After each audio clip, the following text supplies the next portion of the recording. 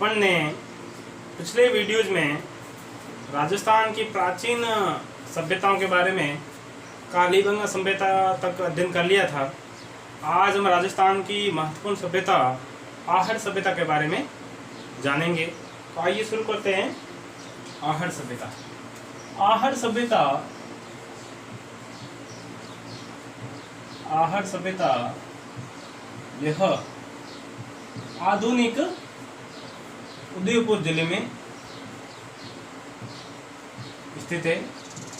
राजस्थान के आधुनिक उदयपुर जिले में यह आहड़ सभ्यता के अवशेष हमें प्राप्त हुए।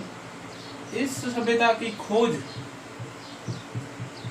की थी सर्वप्रथम 1953 में 53 ईस्वी में अक्षय कीर्ति व्यास ने।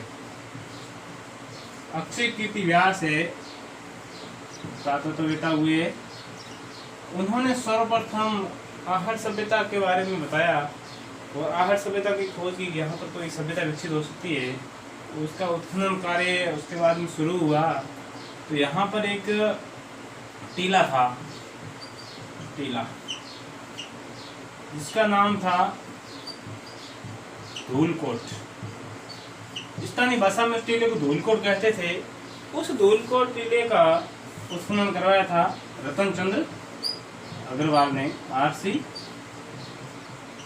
अग्रवाल ने करवाया था। यह लगभग कहते हैं 500 मीटर में फैला एक टीला था। उसके बाद में भारत सरकार की ओर से ये धीरज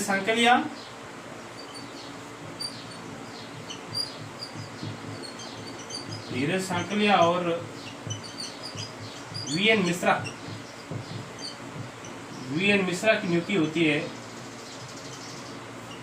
1961 ईस्वी में।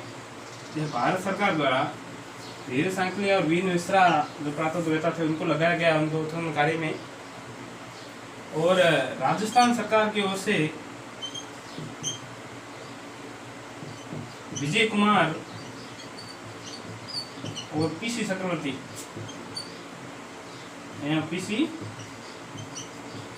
चक्रवर्ती को यहाँ पर उत्खनन कार्य के सहयोग के लिए लगाया गया। ये लगाया गया था राजस्थान सरकार की ओर से। राजस्थान सरकार की ओर। यह तो रहा इनका खोज का उत्खनन का काम किसने करवाया है उसके बारे में एक छोटी सी जानकारी। उसके बाद मैं आपको बता दूं इस सभ्यता के उपनाम क्या है। उपनामों में बताऊं इस सभ्यता को ताम्रवती नगरी या ताम्रवती सभ्यता। और प्राचीन जो लेख है उसमें अगाडपुर भी इसका नाम उल्लेखित मिलता है। इस सभ्यता को आहड़ सभ्यता या बनास सभ्यता यह नाम दिया है दोस्तों धीरज सांकलिया ने इस सभ्यता का नाम आहड़ सभ्यता या बनास सभ्यता दिया है। अब आइए जानते हैं इस सभ्यता की क्या क्या विशेषताएं हैं और यह सभ्यता इसमें क्या क्या कैसे थे लोग कैसे रहते थे। तो दोस्तों इसके जो कालखंड है उसको 3 भागों में डिवाइड किया जाता है 1 2 3।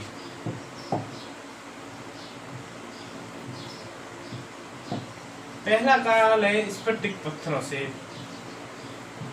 जो औजार बनाए जाते थे वह काल स्फटिक काल या स्फटिक पत्थरों का काल कह सकते हो। दूसरा काल था लोह एवं ताम्रयुग।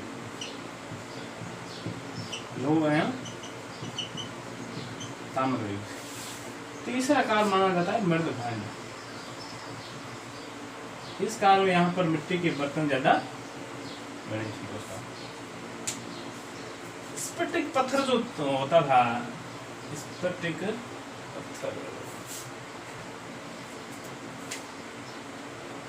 स्फटिक पत्थर इस पत्थर से औजार बनाए जाते थे विभिन्न प्रकार के। औजार बनाने में इस पत्थर को काम लिया जाता था ज़्यादा से ज़्यादा, क्योंकि उस समय लोहा वगैरह नहीं था। इस सभ्यता का शुरुआती काल था। उस काल में स्फटिक पत्थरों से एक प्रकार का पत्थर होता था जिससे औजार आसानी से बना सकते थे। उस औजारों का काम इन्होंने शिकार करने में और अन्य और भी बर्तनों के निर्माण में भी इस पत्थर का उपयोग किया। यहाँ के लोग हैं उसके बाद में ये लोहे से परिचित हुए। तांबा भी इन्होंने काम में लेना शुरू किया। उसके बाद में इन्होंने लोहे और तांबे के औजार जिनमें कुल्हाड़ी महत्वपूर्ण है। कुल्हाड़ी और ज़रूरी काम के लिए जो बर्तन जो घरेलू कामों के लिए होते इसका भी निर्माण उन्होंने किया है। और यहाँ पर तांबा गलाने की भट्टी मिली है। तांबा गलाने की भट्टी एकमात्र स्थान है यहाँ, यह आहर सभ्यता, यहाँ से तांबा गलाने की भट्टी प्राप्त हुई है हमें। बाकी किसी सभ्यता से तांबा गलाने की भट्टी के अवशेष नहीं मिले हैं। और यहाँ पर मर्द भांडों में जो मर्द भांड मिले हैं वो एक मिट्टी से निर्मित होते थे, घड़े वगैरह। एक हत्थे का जलपात्र भी मिला है मर्द भांडों में। और उसके बाद में मैं बता दूं दोस्तों, वहाँ के मकान कैसे होते थे।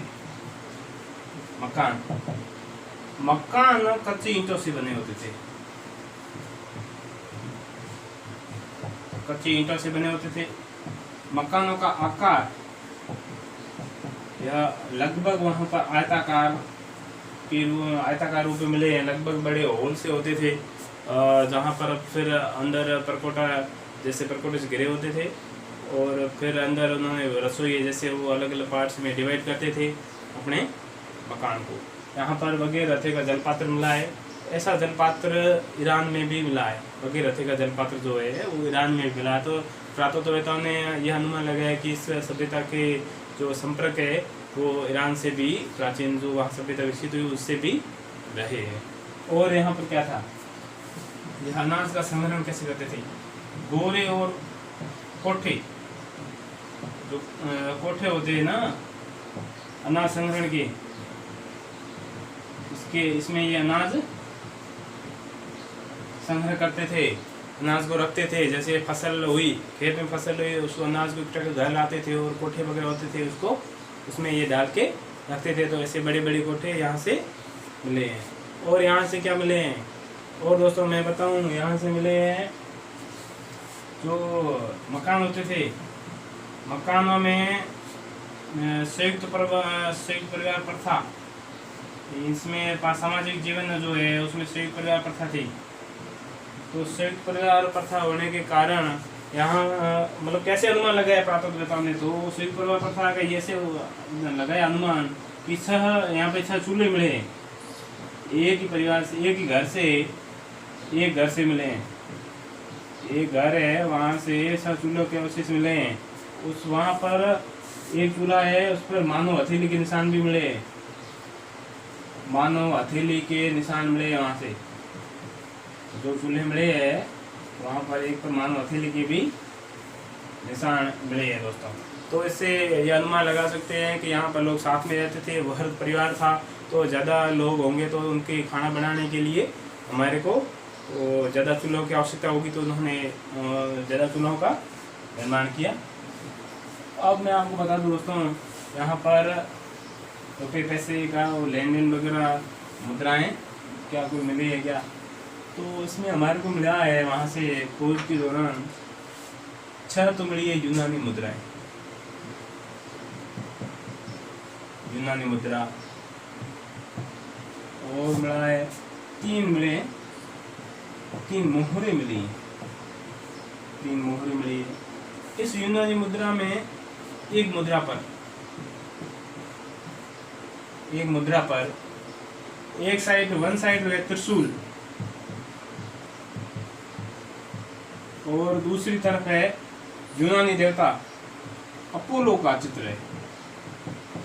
अपोलो का चित्र है। उस चित्र में अपोलो साहब क्या करके कैसे खड़े हैं, हाथ में तीर लिए, पीछे लगाया हुआ है तरकस। पीठ पर तरकस है और हाथ में तीर लिए हुए, ये दूसरी साइड है, फर्स्ट साइड में त्रिशूल है, और उसके जो जैसे ऐसे मुद्रा है तो उसके जो किनारे हैं, किनारों पर यूनानी भाषा में लेख भी लिखा है, यूनानी भाषा में लेख भी मिला है। और यहाँ से क्या मिला है तो बता दूं कि यहाँ से जो तांबे के औजार होते थे, बर्तन होते थे, यहाँ से निर्यात भी मध्य एशिया की सभ्यता जो विकसित थी उस समय वहाँ पर भी होता था। यहाँ पर तांबे की कुल्हाड़ी मिले हैं, यहाँ पर तांबा गलाने की भट्टी मिली है, और यहाँ पर एक मिली है बैल की आकृति, बैल की मूर्ति मिली है। यहाँ से उस बैल की आकृति को पुरातत्ववेत्ताओं ने दी है संज्ञा बनाशील बुल की, बनाशील बुल की संज्ञा दी है पुरातत्ववेत्ताओं ने। इस निर्माण कैसे हुआ है, इसका जो ये बनी है ये टेराकोटा पद्धति से निर्मित है, टेराकोटा पद्धति से निर्मित है। ये जो बनाशील बुल है, इसके बनाशील बुल की संज्ञा दी है पुरातत्ववेत्ताओं ने, वो एक बैल की आकृति मिली है जो टेराकोटा पद्धति से निर्मित है। अब दोस्तों मैं बता दूं, यहाँ के जो लोग थे उन लोग कृषि कैसे करते थे, कृषि के क्या आयाम विकसित थे उस समय। तो डॉक्टर गोपीनाथ जी जो एक पुरातत्ववेत्ता हुए कि उनके अनुसार यह लोग कृषि से परिचित थे, यानी कि ये कृषि करना जानते थे। ये कपड़े की रंगाई छपाई भी जानते थे। इसका मतलब ये कपड़े तो पूर्ण रूप से पहनते थे, तभी रंगाई छपाई जानते थे।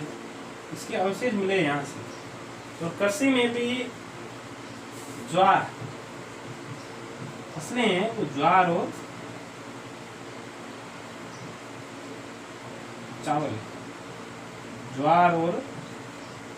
चावल उगाते थे, और यह एक महत्वपूर्ण खाद्यान्न के रूप में उसका उपयोग करते थे।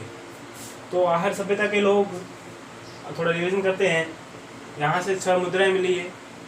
एक मुद्रा पर त्रिशूल है एक साइड में, दूसरी साइड में यूनानी देवता अपोलो का चित्र, देवता अपोलो तीर लिए हुए एक हाथ में, पीछे तरकस लगाए हुए, और वहाँ के जो किनारे हैं मुद्रा के किनारे के वहाँ यूनानी लेख लिखा है। वहाँ से एक बनाशील बुल की जो संज्ञा दी है पुरातत्ववेत्ताओं ने, वहाँ से एक बैल की आकृति मिली है, उसको दी है। ये सवाल भी पूछ सकते हैं, जो टेराकोटा पद्धति से निर्मित है। वहाँ के कृषि के संबंध में डॉक्टर गोपीनाथ शर्मा के विचार है कि ये कृषि से परिचित थे, ये कपड़े की रंगाई छपाई भी करते थे। तो कृषि में ज्वार और चावल मुख्य रूप से उगाया जाता था, और उसका खाद्यान्न के रूप में ये प्रयोग करते थे। अब दोस्तों ये अंतिम संस्कार कैसे करते थे? तो अंतिम संस्कार में सिर तो उनका उत्तर रखते थे, ये है सिर उत्तर और पांव दक्षिण में रखते थे। यह शव के साथ कपड़े और खाद्यान्न सामग्री रखने के भी यहाँ से अवशेष मिले। यानी कि अंतिम संस्कार दफनाते थे शव को, सिर उत्तर में रखते थे, पांव दक्षिण में रखते थे, शव के साथ में कपड़ा और खाद्यान्न रखने के अवशेष मिले हैं। और यहाँ पर एक पद्धति थी, चक्रकूप पद्धति में यह पद्धति क्या थी? यह बिल्कुल अलग है। यह पद्धति जैसे मिट्टी का घड़ा होता है, यह मिट्टी की बर्तन जो भी मटका या घड़ा, उसको रेत से भरकर के ये जो बरसाती पानी जो इनके घरों में घुस जाता था, उस पानी को ये निकालने के लिए वो एक के ऊपर एक ऐसे रख देते थे तो वो घड़ा है वो पानी सोख लेता था, फिर ये उसको बाहर निकाल लेते थे। तो ये घड़ों से पानी निकालने की एक पद्धति थी, शक्करकूप पद्धति, घड़ों से पानी निकालने की पद्धति थी। यह नोट कर लेना, कभी पूछ सकते हैं ऐसा क्वेश्चन। तो घड़ों से पानी निकालने की पद्धति थी शक्करकूप पद्धति। और ये उसको घड़े में मिट्टी भर करके ये रखते थे। और काफ़ी कुछ मैंने बता दिया है आहार सभ्यता का, हमने काफ़ी अच्छी तरीके से कोशिश की है। अगर कोई कमी रहती है आपको, अगर कोई क्वेरी है, कोई क्वेश्चन है, तो आप कमेंट बॉक्स में टाइप कीजिएगा, और सजेशन है तो वो भी कीजिएगा टाइप। हम आपके बड़े आभारी रहेंगे। इसी के साथ में आपका कानाराम। जय हिंद, जय भारत।